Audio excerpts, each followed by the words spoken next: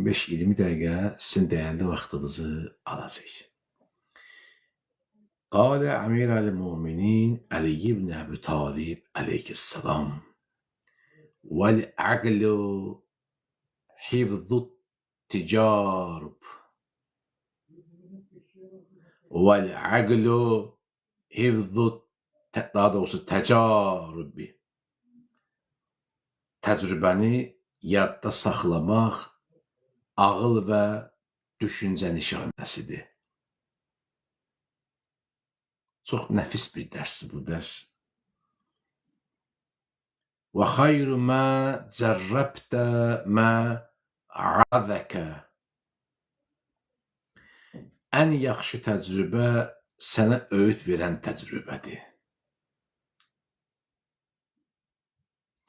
Və minəl kərmə linus şəym.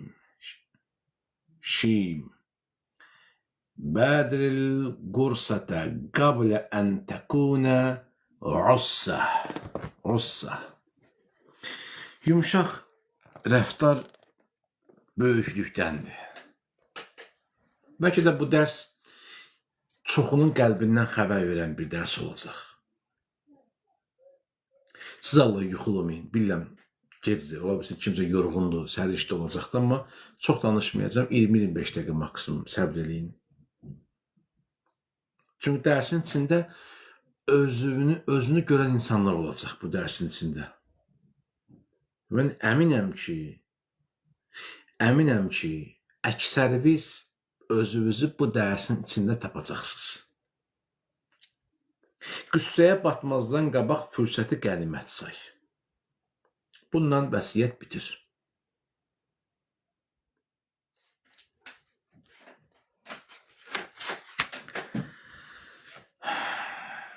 Bu da əsas məsələlərdən biri keçmişdəki təcrübədən istifadə eləməkdir.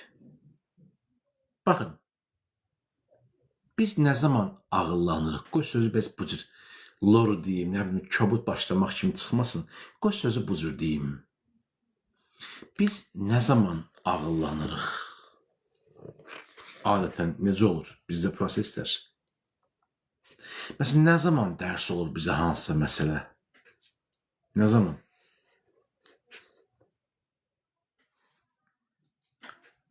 Deyəcəksiniz ki,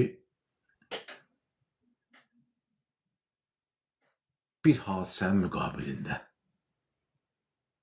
O da müxtəlif ola bilər. Bir deyər, başım daşdan daşa dəyəndə üzr istəyirəm. Bir deyər, qəza keçirdəndə. Bir deyər, xəstəlik tapmışdım bir zamanlar. Bir deyər, bir ömür evim olmadı, kirədə qaldım. Bir deyər, yoldaşımdan sıxıntı yaşayırdım. Bir deyər, xanımın tərəfindən əziyyət çəkirdim. Bir deyər, maddiyyat baxımından çətinliyim olurdu və xülasə. Bu dərs bizə insanın həyat yolunda qarşılaşdığı hadisələrdən necə və nə cür dərs çıxarmalı olduğunu bizə göstərəcək və zamanın qiymətini bizə izah edəcək. Gəlin belə eləyək. Dərsimiz təcrübə və fürsət dərsidir. Təcrübə və fürsət. Yəni, insan həyatında təcrübənin rolu. Desək belə, praktikanın roludur. Praktika var, nəzəriyyə, var təcrübə. Bilmirəm, bizi izləyən 11 nəfər əzizlərin içərisində ali məktəbdə oxuyan var, yoxsa, və ya oxuyublar, yoxsa yox. Ali məktəbdə oxuyan əzizlərimiz və ya xüsusən də hərbi sahəsində çalışan qardaşlarımız, bacılarımız yaxşı bilirlər ki, müəyyən bir müddətdən sonra insanları bir laboratoriyaya göndərirlər, bir poligona göndərirlər. Görmürsünüz, əskərlər gedirlər poligona. İndi bilmirəm, hərbçi qardaşlar varsa məni təsdiqləyərlər. Əskərə avtomat atmağı öyrədirlər. Oxuyub, silahı necə və nə cür sökmək lazımdır, yığmaq lazımdır, bunu oxuyubdur. Hətta bunu 11-ci sinifdə hərbi hazırlıq dərsində ki, tələbələr bunu, şagirdlər bunu öyrəniblər. Hə, Beytul Məmur. Və ya tələbəlik vaxtı 4-cü kursda, sonuncu kursda tələbələrə hansısa məktəblərə praktikaya göndərirlər. Öz ixtisasıyla bağlı. Yəni, bugünə qədərki öyrəndikləri nəzəriyyə idi. nəzəriyyə. Bir də təcrübə edirsən. Adam var görsən, ərəb əlifbasını yaxşı tanıyır. Hətta qrammatikanı da bilir. Amma üzündən yaxşı oxuya bilmir. Ki, dərs alıbdır. Sərbəst Quran-Kərim oxuya bilmir. Iqqan-aqqan oxuyur, qırla-qırla oxuyur. Niyə? Çünki təcrübəsi yoxdur. Nəzəriyyə var, təcrübə yoxdur.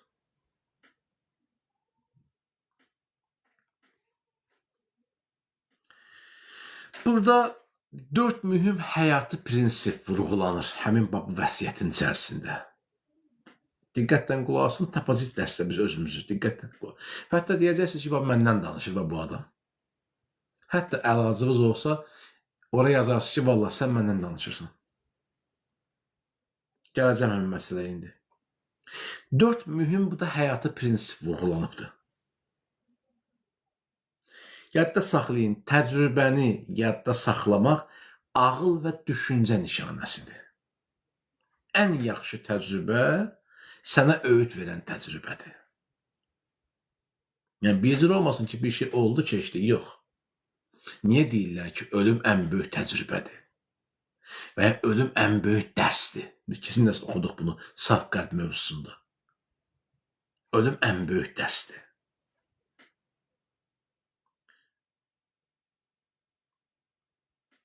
Gəldik təcrübə.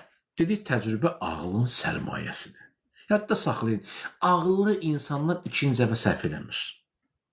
Bəlkə də bu söz biraz toxunar əzizlərimizə, bəzi dəyərli əzizlərimizə. Ağıllı insan odur ki, eyni səhvi 2 dəfə təkrarlamır.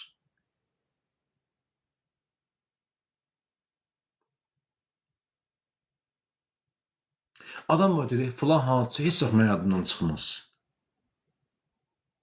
Bildim, mən də yadımdan çıxmır.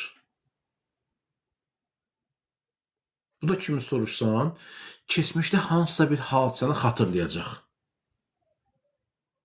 Hətta silinməz izlər buraxan hadisələr var həyatımızda. Şəxs həyatımızda var, nə bilim, maddi mənəvi məsələlərlə bağlı hadisələr olub bir zamanlar. Xatırlayır. Günə qədər, saatına qədər, dəqiqəsinə qədər xatırlayır. Adam var, anasının ölümünü anbağın xatırlayır. İllər keçir üstündən deyir, anamı otmuşdum başının üstündə, can verən vaxtları idi. Adam var, dostunun ölümünü xatırlayır. Adam var, bir zaman bir yarışda qələbə qazanan o qələbəni xatırlayır. Bir yarışı xatırlayır. Bir qalib olmağı xatırlayır. Yadda saxlayın, bu xatırlama, bu hafizə ötüb keçmək üçün bir yaşayış məsələsi deyil. Yəni deyirəm, bu da 15 nəfəri. Kimlə soruşsan ki, ola bir dənə yadına qalan keçmiş bir hadisən var, hamı yazıqdır. Keçmiş hadisəm var. Məsələ budur ki, bu hadisədən biz hansı nəticəni çıxartdıq? Yəni, mən bunu tamam hafizəmdə anamın ölümünü saxlamışam ki, anam dünyasını dəyişib, heç üstündən 1 il, 2 il vaxt keçməyib, ya 5 il keçib üstündən, 2 il keçib üstündən. Ya filan kəsdən zərbə almışam, filan kəs mənə yalan danışdı, filan kəs xəyanətlə, filan kəs mənə, nə bilim, şər böhtan atdı. Bunun yadında qalıb, dəqiqəsinə qədər bilirsən. Yaxşı, sən bundan hansı nəticəni çıxartdın? Yəni, sən bunu hafizəndə yadda saxlayıb gələcək addımlar üçün nəsə etmisənsə, bu həqiqi ağlın göstəricisidir. Bilmirəm, fikrimi tam olaraq izah edə bilirəm, yoxsa yox.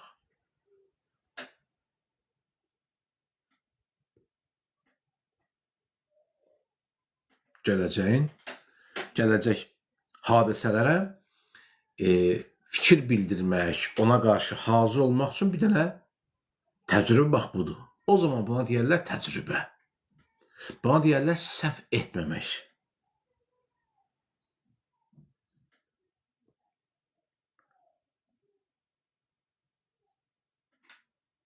Yəni, o hadisə mənə öğüt verən təcrübə olmalıdır.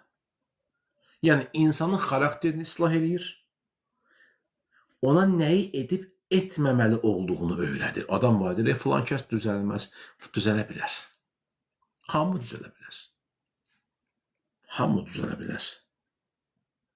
Biz istəsək düzələ bilərik. İslah oluna bilər. Xarakter islah oluna bilər.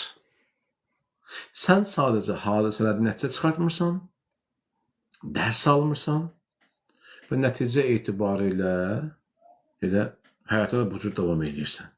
Və bu cür davam etməli olan həyat sənin üçün bir xəyali cəmiyyət olacaqdır.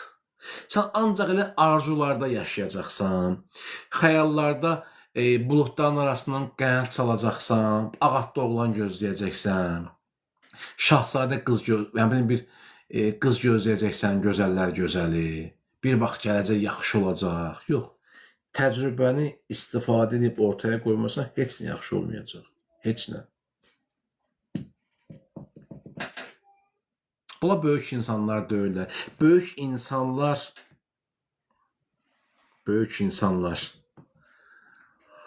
təcrübə toparlayıb ondan istifadə edən insanlardır. Bu dərsin birinci hissəsidir.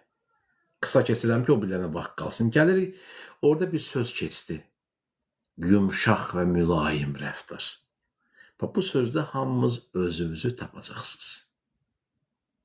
Gəlin qəbul eləyək ki, bugün cəmiyyət, demirəm hamısı, amma əksər hissəsi cəmiyyətin yumşaq xasiyyət və mülayim xarakterli insanlara avam kimi baxırlar, onu zəif kimi görürlər. Yəni, sən birinlə yumşaq rəftar edirsənsə, sənə zəif kimi baxır, maymaq kimi baxır, avam kimi baxır. Və başlayır sənin zəifliyindən, o yumşaqlığından istifadə eləmək. Elə bilirsən, bilmirsən bunu. Əslində yumşaqlıq zəiflik deyil. Əziz qardaşım, əziz bacım, yumşaqlıq böyüklükdür. Biz elə bilir, sərtlik böyükdür. Biz necə bilirik? Biz zəhimli görəndə qara qabaq belə durur belə. Bu nə, adam özünün zəhimli başlayır. Yox. Yumşaqlıq, mülayim rəftarlıq böyüklükdür. Yadda saxlayın. Kimsə yumşaqdırsa, mülayim rəftarlı insandırsa, bu avam adam deyil. Bu zəif insan deyil. Çox diqqətli olaq bu məsələlərdə. Çox diqqətli olaq. Cəmiyyət bu tür qəbul edir. Sərt olan insanı, qışqıran insanı və ya güc nümayiş etdirən adamı böyük bilirlər. Amma bu dərs bizə tam əksini öyrədir. Yadda saxlayın, sərt insanlar qəzəbin və acizliyin nəticəsində sərtdilər. Bu, ağıllı olmaq demək deyil. Hətta idmançılar da belədirlər. Rəqibə uduzurlar, məğlub olurlar, cırnıyırlar, başlayırlar idmandan qeyri-etik hərəkətlər eləməyə. Hakimə hücum çəkirlər. Başlayır qaydalara zidd olan hərəkətlər eləyir. Məsələn, təpik qadağan təpik vurur. Və ya hansı nahiyəyə vurmaq lazım, qəsdən o nahiyəni vurur və ya dişləyir, çimdikləyir, üzr istəyirəm. Və ya vəzifəsini elə göstərir ki, sanki böyük bir adamdır. Biri var ya, rəhmətli Hadşahın danışırdı. Deyirdi, sənə 2 dənə ulduzun var, belə qışqır bağır salsın. Allahın milyonlarla ulduzu var, hələ mənə qışqır bağır salmayıbdır. Bəzi adamlar var ki, yaxşı dəvə döyürlər. Bəzi insanlar var, deyirsən, Allah yaxşı kimlə qənət verməyibdir. 500-600 manat maaş alır. Bir bazıda bir vəzifəsi var. Özünü sərt aparır, özünü qəzəbli aparır. Nə qədər belə adamlar görmüsünüz. Sərt və qəzəbli davranıblar. Özləri amma o haqqı pozublar. Özləri amma o qaydaları çiğnəyiblər, pozublar. Nə qədər belə məmurlar, nə qədər görmüsünüz. Sada insanlar da görə bilərsiniz. sərtlik, bir daha deyirəm, çox vaxt qəzəbin və acizliyin nəticəsidirsə, yumşaq rəftar isə insan öz hisslərinə hakim olmasıdır. Mən mülayiməm, yumşağam, sakit, mehriban danışıramsa və ya sənin söyüşlərin və ya altdan komment yazırsan, ədəbsiz kommentlər yazırsan, ona bir susuruqsa və ya buradakılar susursa, burada sənin yazığı görənlərin acizliyi, zəifliyi və avamlığı deyil. O onların qeyrətidir, o onların əxlaqından irəli gəlir ki, sən kimi tərbiyəsizə cavab vermirlər. Ola bilirlər ki, sənə cavab versələr, sənin günüvə düşəcəklər. Və düşmən də bunu yaxşı bilir, ha. Bir dəfə mən demişəm bu mövzunu keçən illərdə, iniş illərdə. Baxarsan bir dərsin gözəl bir yerində, sosial şəbəkədir da, keçir klaviatur arxasına, özünü şir zənn edir. Tap telefonla yazır, deyir, bir dənə fake profillə bir dənə yazım, bunları biabır eləyim. O bilirsin niyə rahat yazır, bilir ki, sən ona cavab verməyəcəksən. Cavab versən belə, əxlaqa zidd bir söz deməyəcəksən. O heç vaxt gedib bir ədəb adamın danışına irad bildirməz. Çünki o biədəb ona qayıdıb 2 qat biədəb cavab verəcək. Amma bilir ki, ədəbli biədəbli olmayacaq. Budur, məsələ bu qədər sadə. Ona görə yumuşaq rəftarlı insanlar xoşbəxt insanlardır, ağıllı insanlardır. Sərt və çox vaxt qəzəbin və acizliyin nəticəsidir. Ən böyük qəhrəmandır öz nəfsinə qələbə çalan adam. Deyir, igid kimdir? İgid bizim məsələ var. İgid o adam ki, qəzəblənən zaman qəzəbini boğa bilsin. Onu əl ala bilsin, cülovlaya bilsin. Bir dənə söz deyim sizə. Baxın. Sərtlik insanları qorxuda bilər. Sərtlik insanları qorxuda bilər. Amma yumşaq rəftar qəlbləri fəth edir. Yumşaq rəftar həmişə qəlbləri, hər zaman, çox vaxt demək olar ki, qəlbləri fəth edir. İnsanları qorxu ilə deyil, əzizlər. Hətta saxlayın. Yanacaqsan, başımı kəsəcəklər, əllər yandırən, sən qıra tullayacaqlar, dırnaqların qopacaq, başından asılacaqsan, falan. İnsanları qorxu ilə deyil, sevgi və hörmətlə arxanca aparmaq liderlik və böyüklükdür. Həqiqi mömin də bu cürdür. Sən qardaşından da, sən bacından da bəzi ifadələr eşidə bilərsən. Hətta ola bilər ki, hirsləndi, hirsinə tabi oldu, sənə etdikləri başa vurdu. Bizdə bu cür deyərlər, üzr istəyirəm. Üzvə vurur, mən filan şey eləmişəm, sən filan şey eləmişəm. Adam az qala desin ki, vallahi mən də çox şey eləmişəm, amma sənin üzəyə vurmuram. Elə olan halda nə Allah köməyini, çox sağ ol ki, o anda mənə yardım eləmişsən. O çətin anda mənə dəstək olmuşsan. O başa düşəcək ki, onun da çətinliyi olubdur, sən də ona dəstək olmuşsan. Sən 5 manat mənə verib yardım eləmişsənsə, mən də sən elə bir çətin anda sənin yanında olmuşam ki, halbuki sən də orada olmalıydın, amma olmadın, mən tək idim orada. Bəzən bu cür olur. Bəzən doğmalar arasında bu cür olur. Qardaş bacı arasında bu cür olur. Ərlə arvad arasında bu cür olur. Sən qazanıb gətirmişsən, Allah canını sağ eləsin. Mən də uşaqları tərbiyə eləmişəm. Sən dəstək olmuşsan, nə olar? Pul vermişsən. Mən də o anamın ən çətin ananın yanlarında olmuşam. Amma sən anamın yanında deyildin. Nə olsun pul göndərdin? Mən çəkmişəm bunun ağır satısını. O atamın, anamın ağır acısını. Siz şəhərdə, mən kətdə idim, məsəl üçün.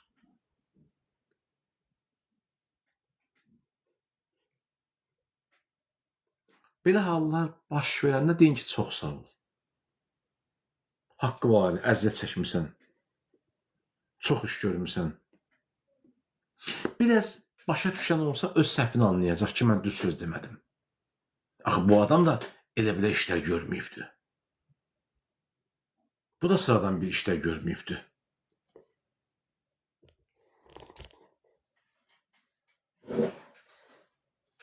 Ona görə böyüklük o deyil ki, sərt olasan, qəzəbli olasan, imkanlı olsun. Yox, bu böyüklük deyil. Böyüklük həmin o yumşaq rəftardadır, mülayim rəftardadır. Böyüklük və ağıl sahibliyi həmin o öğüt verən təcrübə sahibi olmaqdadır. Baş verən hadisələrdən təcrübə qazanmaqdır. Budur böyüklük. Allah razı olsun. Salavat zikr eləyin inşallah.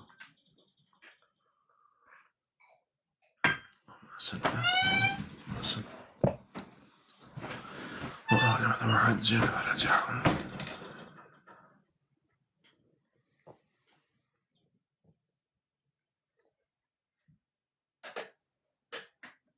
Bir nəfər səni bağışlayırsa, o qorxusundan bağışlamır. Bir nəfər gəlib üzr istəyirsə, o səhvini anlayıb bir daha səhv etməməyi başa düşür. Ona görə gəlib üzr. O insan böyüklük budur. Amma bizdə nə cürdür? Bizdə nə cürdür üzr istəmək? Biz xala xətir qalmamaq üçün üzr istəyirik. Biz deyəndə bir iddə insanlar. Bəlkə də çox iddə insanlar bu cürdür. Deyir, mən bağışla, falan şeyi səhv elədim, düz eləmədim. Mən başa düşdüm, sən indi mən maraqlı, sən necə peşman olmuşsan? O peşmançılığı o qədər adamın içində deyə bilərsən, deyə bilməzsən təzdən deməyəcək. Gəldim, üzr istədim, daha neyniyim mən də? Yox, sən özünə görə üzr istəmirsən. Sən səhvi anlamamısan. Sən xala xətir qalmamaq üçün üzr istəmirsən. Sən o peşmançılığı başa düşməmişsən. Az olsun ki, üzr istədim. Üzr istəmənin mənası budur ki, bir də bu səhv eləməyəcəm. Amma sən səhvi dəfələrlə təkrar edirsən. Deməli, sən üzr istəmirsən. Sən peşman deyilsən. Sən öz hikkəvə boyun əymirsən. Öz hikkəndən sən daxilən üzr istəmirsən. Sən zahirən məsələnin qapadılmağını istəyirsən. Bəs sənə oldu, bağışla, bilmədi, füsu, qutardı. Yox, bu cür deyil məsələ.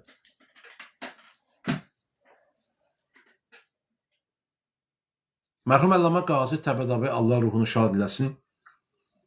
Allah ziyarətini qismətləsin. İraqın Nəcəf şəhərində Vadüs-Səlam qəbirstanlığında dəfn olunubdur. İki qəbrini ziyarətləmişik. Neçə dəfə bir ona yaxın Qismətov qəbrini ziyarətləmişik. Allah ruhunu şad eləsin. Bir gün bir nəfər gəlir qazinin yanına, çox ağır sözlə onu təhqir edir. Ağır sözlərlə qazini təhqir edir. Şagirdlər də əsəbləşirlər, qəzəblənirlər. Həmin adama cavab vermək istəyirlər. Deyir, ağa onları saxlayır, deyir, dayanın. Heç nə deməyin. Son dərəcə mülayim davranır həmin adama qarşı, son dərəcə. Hətta deyir, ona ehtiyacı olub-olmadığını soruşur. Yəni, bəlkə elə bir sənin dərdin var, biz bilmirik. Bəlkə elə bir ehtiyacın var, biz həll eləyə bilərik. Xəbərimiz yoxdur. Bəlkə istəmirsən, biz eləməmişik. Onun ehtiyacı olub-olmadığını soruşur. Həmin adam gedir, ağa şagirdlərinə belə məsələ buyurur. Əziz tələbələr, indi mən də sizə deyirəm, əziz tələbələr, əziz izləyici qardaş bacılar, başda özüm olmaqla. Böyüklük odur ki, qəzəblənməyə imkanın və gücün olduğu halda yumuşaq rəftar eləyəsən. Gücün də var, qol gücün də var, pul gücün də var, muskulun da var, boyda da, belə. O anda mülayim rəftar eləyəsən. O hərdən deyirlər, gör nə sadə adamdır. Heç deməzsən ki, bunun milyonu var, pul parası var. Gör özünü nə sadə aparır. Olur, hərdən belə insanlar görürük biz. Əllamə Qazi deyir ki, əgər mən ona sərt rəftar eləsəydim, mən də onun səviyyəsinə düşərdim. Amma yumuşaq rəftar həm mənim qəlbimi paş saxladı, həm də bəlkə o insanın peşman olmağına səbəb oldu. Ağıl sahibidirsə, biraz düşünsə, deyəcəm, mən heç düzgünləmədim. Bizim bugünkü dərsliyimizin əsas məğzi budur ki, yumuşaq rəftar böyüklükdəndir. Nəinki avamlıqdan və acizlikdəndir. Esselamu aleykum və rəhmətullahi və bərəkatuhu. Peyğəmbər və al Peyğəmbər salavatla yad edək. Allahümmə salli ala Muhammed və ali Muhammed və accil fərəcəhum.